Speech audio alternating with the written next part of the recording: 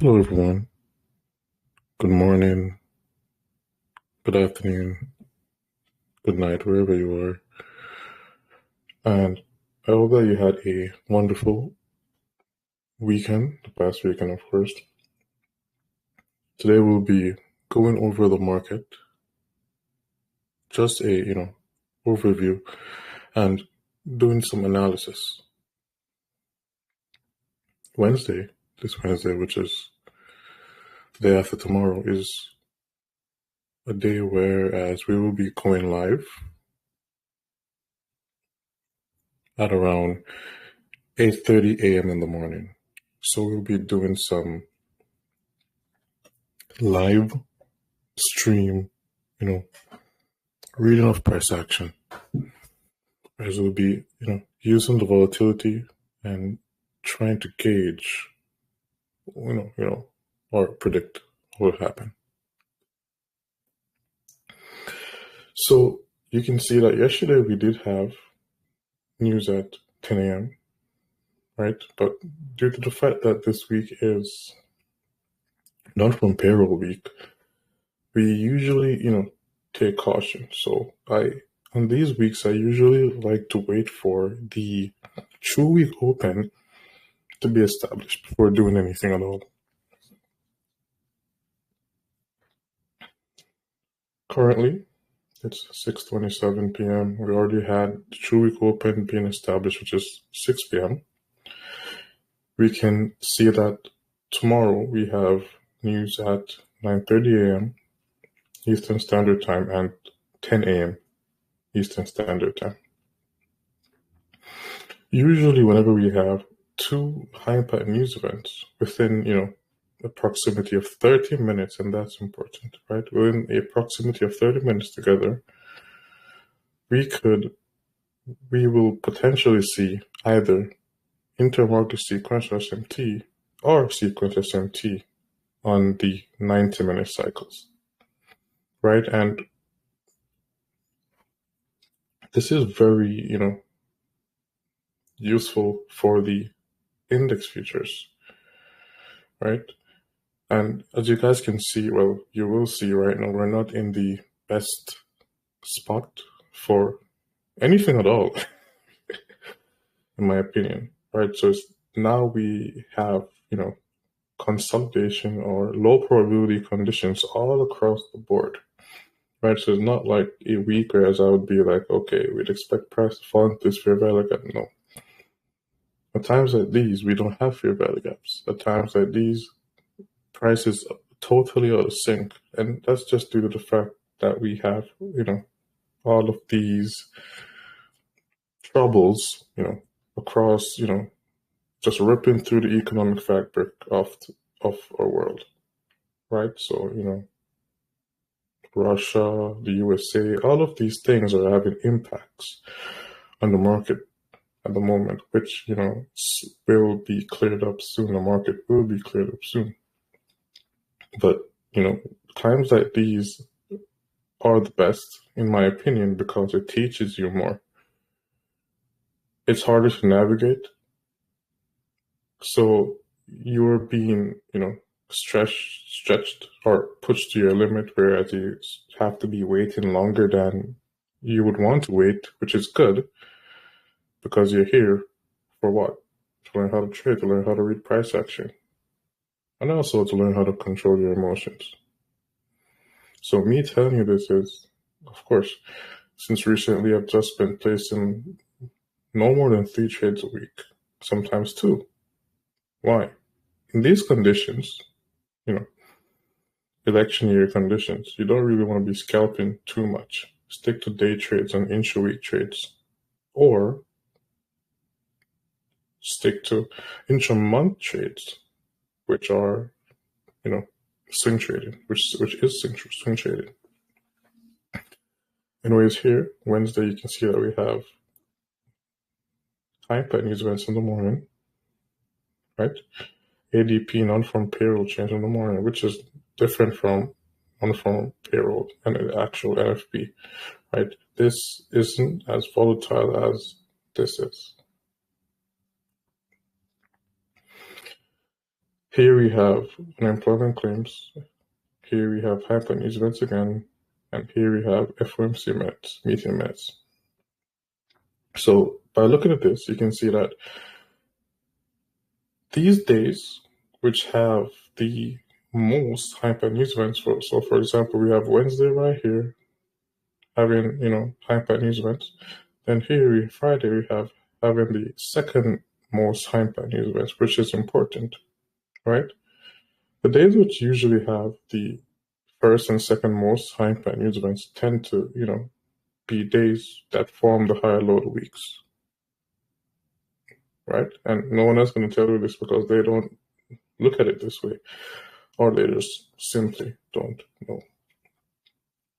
Of course, for this to be confirmed, because either of these 2 days could, prove to give that move that you're looking for, right? Any of these days. If you realize, then this is the main reason why I didn't care about, Monday, because this is what I saw, right? And by me skipping Monday, most of you, will in fact skip Monday as well, which is good, which is why I did it. So the thing that would confirm, a large move would be what? Yes, sequential SMT, followed by a precision swing point. And that's usually there are more things to learn, but for now we stick to that so you don't get too confused, right? Sequential SMT followed by a precision swing point, right? And this would occur on the lowest 90-minute cycle, but preferably we would see this form within the daily cycle or the weekly cycle, right? The sequential SMT or intermarket sequential SMT, whenever it forms on the weekly cycle, obviously price will give us a larger move than if it's formed on the daily cycle. After this day, Wednesday, if we see sequential SMT here, we can expect what? We can expect price to move. Even if we see it on Tuesday, we can expect price to move. But there's something to, really understand, which is the approach of doubling theory. For example, if we see sequential SMT here on Wednesday, we won't see it on Thursday within the weekly cycle. So sequential SMT tends to, it's not going to be following, right? So you won't see it on Tuesday and Wednesday on the weekly cycle. If you see it on Wednesday, and even if it forms on, for example, the day after Wednesday, then it would be on a lower time frame cycle, which would not allow price to, move to take over the range that was formed on Wednesday. So usually what you'd like to see, and the case is usually that you will not see more than, there are times when price is very, when price is moving a lot, the most that is possible is to see 3 in regards to in regards to a cycle that you're looking at, right? So not just in regards to the weekly cycle, but if you look at a 90-minute cycle, it has 4 quarters, right? You won't see, that's a different case. We'll get into that. Now we're talking about the weekly cycle. For the weekly cycle, you won't see more than 3. So if one's on Monday, then you could see one on Tuesday. Or if one's on Monday, you can see one on Wednesday, but you won't see it on Tuesday, right? So it will skip days, right? It will skip Monday. If we had one on Friday the week before, right? It will skip Tuesday. If we had one on Monday, it will skip Wednesday. If we had one on Tuesday, it will skip Thursday if we had sequential SMT on Wednesday. And it will skip Friday if we had sequential SMT on Thursday.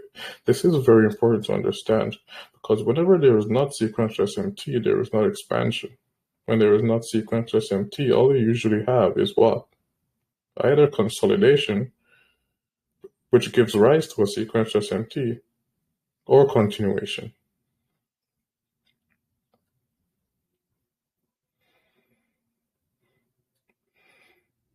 Crispy charts today. Finally got it fixed. Here you can see we are looking at the index features triad, right? You can see that I have just this line right here, and usually, well, most of the times, you'll always, just see, I'll just draw a line at the level that I'm interested in. And not to say that this is the beyond, you just want to see price go higher, higher, higher, but obviously the only thing, that I'm interested in is what? You already know, a cracking correlation. So here we have these highs right here. Also, I found the mouse, my mouse back, so no more clicking noises for you guys.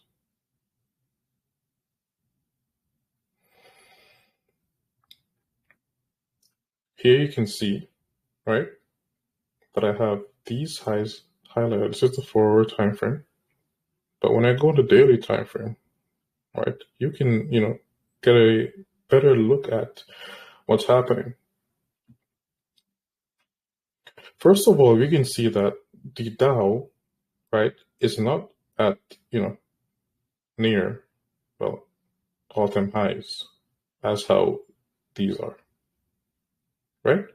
So even the S&P, right, it's literally hovering near to all-time highs, and I say that, just by looking at the closures, right, because that's what matters, right? So we're very close to the highest close, of all time for even the S&P and for the Nasdaq. But we're further away with the Dow. So this is indicating that there is some weakness, within the marketplace. But for this weakness to be confirmed, we need to have a lower time frame cracking correlation, right? Also, something new for you guys to study is, whereas I've already hinted at something, well, gave you something for W theory if you guys, manage to grasp it. If not, we'll be going over it some other time, but make sure that you're taking notes. There are 13 months, right? And I believe I've said this before. I've just said there's 13 months in each yearly quarter, right? Just as how, we have 5 days in a week, right? We have 5 days in a week, and we use each of them, right, to, measure for our, get our sequential SMT, find our cracking correlation. You can reflect upon each month the same way. So for example, you can have sequential SMT between January and February. Yes, between February and March. Between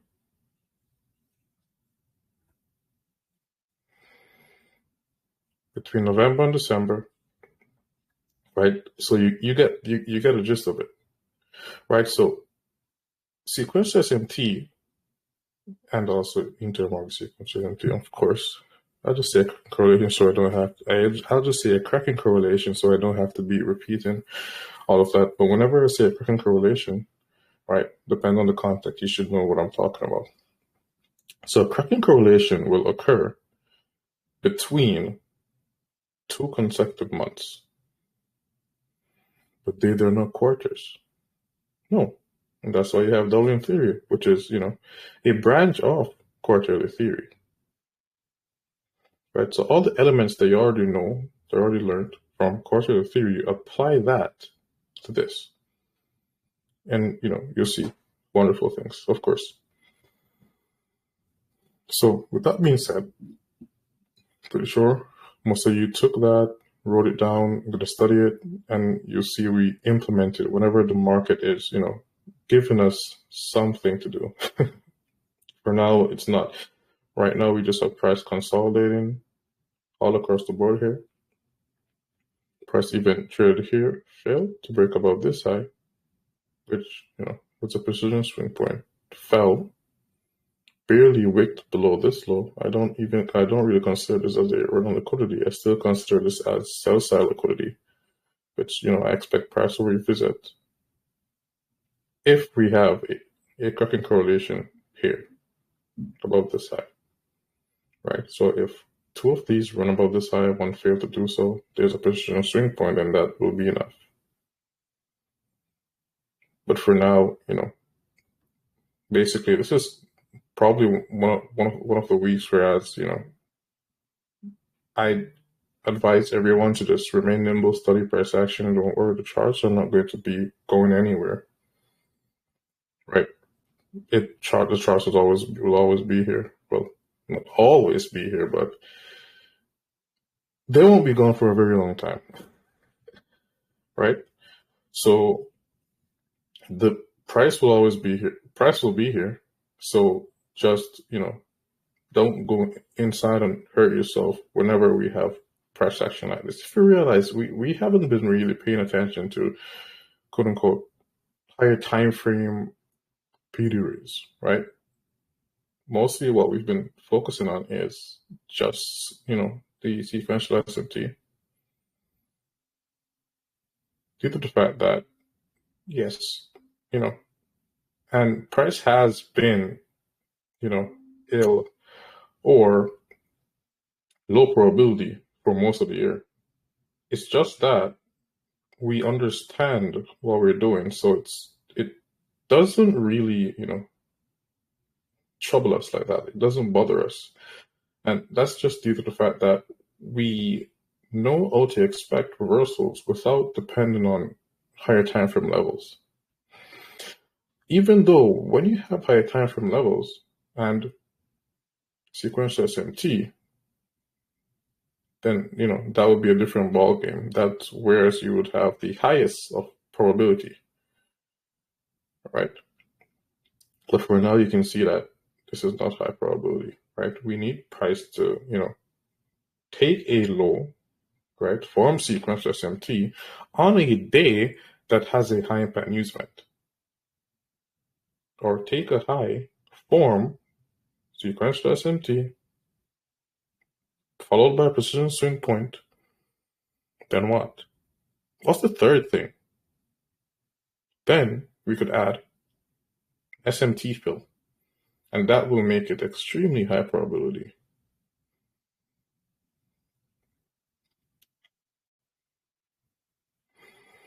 Here, right, looking at the US dollar, comparing it to the euro and the British pound, ever since we, got, this direction correct, we caught the British pound literally at the top, and we caught the US dollar literally at the bottom, right? But for now, you can see that we've just been chopping around consolidating, as I, just stated, right? We've just been consolidating all across the board. So even here, look at the euro consolidation, right? Look at the British pound consolidation. Look at the US dollar consolidation. In weeks which, occur before NFP, so week 4, and this is why usually week 4 is such low probabilities, that just as how the day before NFP will not be the best day to trade, and just as how, the day before CPI, so for example, CPI is on a Tuesday, then the Monday will be low probability. The week before NFP tends to be low probability as well, due to the fact that we have such high impact, news drivers entering the market. So we have this low right here for the US dollar, which does not matter, of course, unless there's SMT and a and a precision swing point, right? It does matter. Price trades below, there's no correlation. Okay, wait until it trades below this one and then creates a lower time frame correlation, right? So literally that's it. For now, right, price still looking for these highs, but waiting for, price to find a footing in the US dollar. For now, I'd advise to just, continue to taper it until, we have clarity. But for now, there's still no clarity, right? Here is something else that, you will, which is quite new. And something that I realized whenever we have, choppy price action all across the board, Bitcoin tends to, try to move, right? So anyways, here we have 3, and everyone has been asking me about Bitcoin, and here it is. What's the triad for Bitcoin? First of all, and this is, in case, not saying that it will happen, not saying that it won't, but this is just algorithmically, me speaking, whether Ethereum is the second highest in the market cap, I believe that Bitcoin will always be, right, the standard for quote unquote cryptocurrency, right, or the face, right? So, for example, if something flipped Ethereum, then that other asset will be the second, right? But Bitcoin, right here, is as how we, this is the S&P 500 for the crypto market, right? Ethereum is the second triad, and for the third triad, you want to use the crypto total cap, right? Excluding Bitcoin and Ethereum.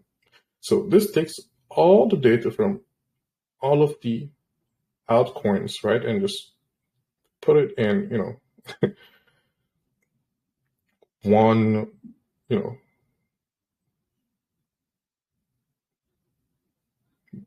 bag of information, right? So this represents most, right, all of the outs on average, whereas this is Ethereum and this is Bitcoin. So whenever you're looking for a sequence SMT, you want to be comparing all 3 of these, right? Crypto total market cap excluding Bitcoin and Ethereum. Why? Because we already have Bitcoin and Ethereum over here. We don't need that information right here, right? And by studying this, you'll see. So, for example, I did tweet right here. It's just that, whenever I tweet something, I'm not going to go back and beat my chest because I don't really care. It's normal happenings, right? So here I tweeted that we could, see, something price went above this high, then fall, which happened, right? For now, right, we could see Bitcoin, right, push up, right, a bit. And I'm still, what I would say is very skeptical of these highs, right? So overall,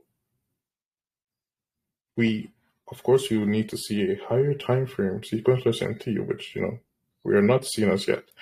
We have a really high time frame sequence SMT within the crypto market at the moment, right? But that's between the really higher time frame cycles. So it won't be affecting, the month-to-month performance of cryptocurrency, right? So we would like to see, and Dublin theory works for crypto very well. So you would see sequence SMT between 2 consecutive months, right? Here, right? And it will be more evident here and more useful here than, for example, within the, US dollar or euro. So I hope that you took something from today. We will be back Wednesday, hopefully, whenever there is, better price action to work with. Do not, treat this as punishment or, be upset about anything. There are just times when the market is doing nothing. And when the market is doing nothing, we do nothing. I hope that you have a wonderful day, and we will talk this Wednesday.